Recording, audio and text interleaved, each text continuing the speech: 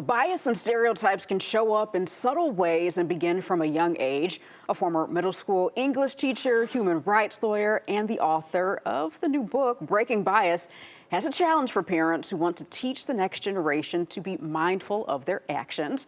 Anu Gupta is here to share more about his new book and what families can learn about literally breaking bias and stereotypes. Thank you for joining us this morning. It's a pleasure to have you, Anu. Thanks so much for having me.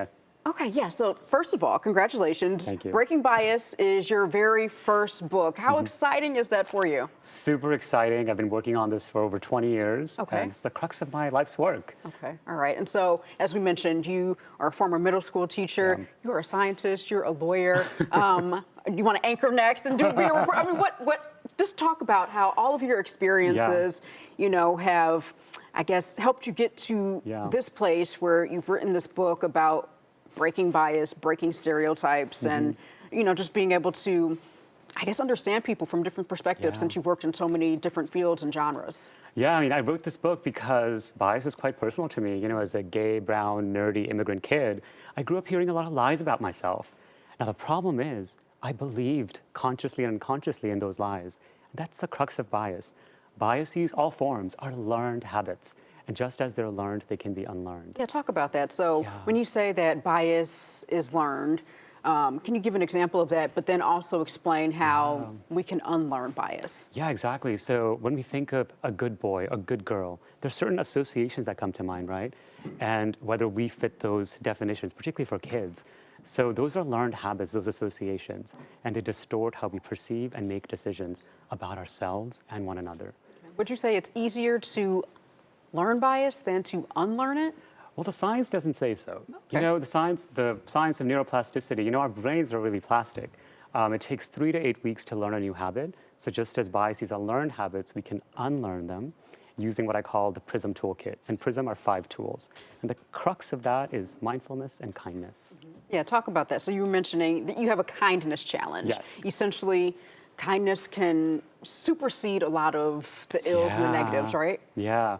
I mean, I came to this work because this is quite personal, right? I experienced a lot of, because I believed in those lies, I experienced a lot of depression, anxiety. Even at a point I was like, I don't know if I want to live anymore.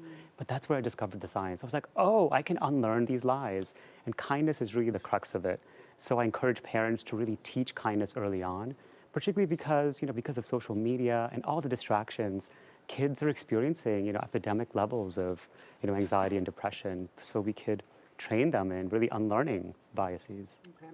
And would you say that your book, Breaking Bias, is it more for adults, or do you think that teenagers and, young adults would be able to grasp onto it as well? Totally. As a former middle school teacher, I was like, I want to write this book at the 9th grade level.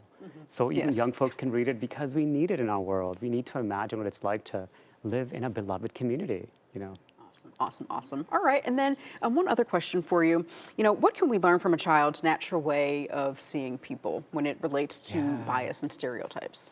I think curiosity, really being with them, and also empathy. So one of the things that I really encourage parents to do, for example, is teach their kids when they put them to bed, is sing them a song and teach them the power of self-love.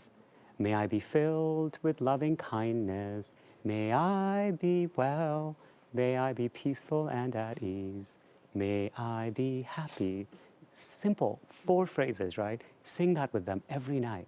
And then eventually you can change I to you, to we, to they. All right. Well, thank you so much, Anu. In addition to everything else you do, you could be a singer as well. You've got a great voice. All right, well, you can find out more about Anu's book on his website, anuguptany.com. Again, thank you for joining us.